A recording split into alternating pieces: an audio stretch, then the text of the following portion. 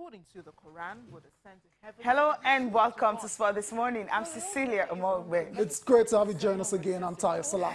And of course, a good one for Kano Pillars, standing firm, winning their third group game after losing the first two. So you would say it's a wonderful, more like they're trying to get into the groove right now. Correct. You can say that again now, Cecilia. Kano Pillars then lost the first two games, but they rebounded nicely in their last group game against New Generation. Won that one very convincingly. Yes. Also on the show, we're still talking basketball, but this time we're going to the National Basketball Association in the United States of America. Froome doubled up early this morning with a double-double in the Blazers' very important victory in the NBA. Froome, take a bow wherever you are this morning. Yeah, he needs that right now. Also on the program, we'll be talking about the English Premier League, and of course, Manchester City gets the attention this morning, making history. 15 straight win for Manchester City.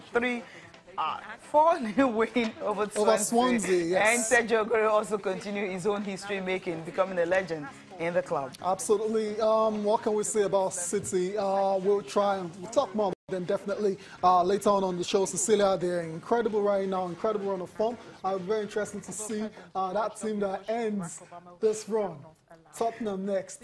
But we'll talk about that later on, definitely. We'll start off with the NBA National Basketball Association. I teased Froome earlier, but we'll come back to him in a bit. Let's start with the matchup between the Boston Celtics and the Denver Nuggets, and that was a very, very interesting game, very competitive, went down almost to the wire, but the Celtics, because they have Kyrie Irving, managed to win that game 124-118. Kyrie Irving scored 33 points in that victory for the Celtics.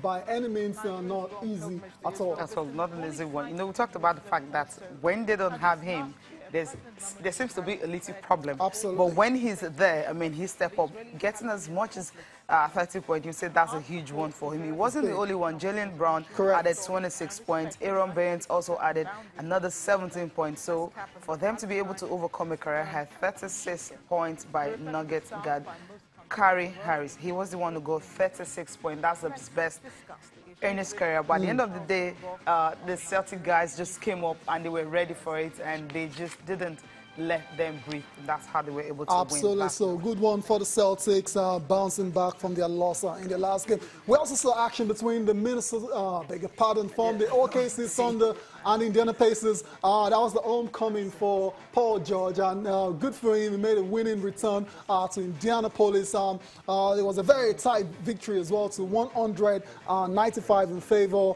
of the Thunder. Paul George, he actually went on to be very decisive in the game. He made the free throws, the very crucial one, with 10.7 seconds left in that particular game to lead OKC to that 5-point victory over the Pacers. The new kid on the block, Victor Oladipo, because he led the Pacers with 19 points, but shot 9 of 26 from the floor. Right. So I think that's also a good performance for him. Not so bad. Just slightly below 50%. Let's move on quickly to Russell Westbrook. Okay, Russell. Okay. Yeah. Talk about Russell. This season, his 9th triple-double of the season. With 10 points, 17 rebounds, and 12 assists. That was huge. Good one for Russell Westbrook, playing, just carrying on from where he stopped last season. Cecilia, let's go on to the Bucks. Okay, now we're done with the Bucks. Okay, the Bucks and the Pelicans. New Orleans Pelicans. DeMarcus Cousins scored 26 points, grabbed 13 rebounds to lead the Pelicans past the Bucks 115-108. Giannis, yeah, he had 32 points, but just that was not good enough. This team lost, so hopefully they can bounce back as soon as possible. Last but not the least, okay, the Grizzlies and the Wizards. That was a very interesting game as well. So the Wizards are winning that particular game, 93-87. Bradley Beal scoring 18 points. John Wall added 13. Last but not the least, the Blazers and the Miami Heat. Blazers, they had to win this game. They've been on a bad run. They've lost 5 games in a row, but I won this one 102-95. Damian Lillard scoring 7 of his 18 points in the final 3 minutes 16 seconds of the game. This game also had Nigeria's own Alfaro Camino, you know, being very decent. Had a double in this game. 37 minutes he played, 15 points, 10 rebounds he had as well, and field goal. Look at that, field goal. 50%. That's cool.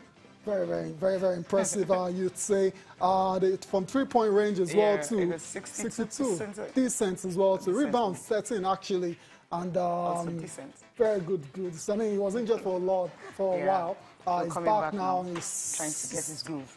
Exactly. It's taking him a while to, you know, to get his rhythm back, but it's good to see him playing well. Now, hopefully, the Blazers can now go on a winning run. So that's it for the National Basketball Association. Let's come back and talk about cycling next. And this guy, Cecilia, I don't know what your reaction was when, the story is Chris Froome. The story broke yesterday that not exactly an anti-doping rule violation. It's called the adverse analytical finding of his urine sample carried out at the Vuelta in Spain, where incidentally it was the winner. Cecilia, how would you? What was the reaction when you heard that? Were you like, yeah, we go again?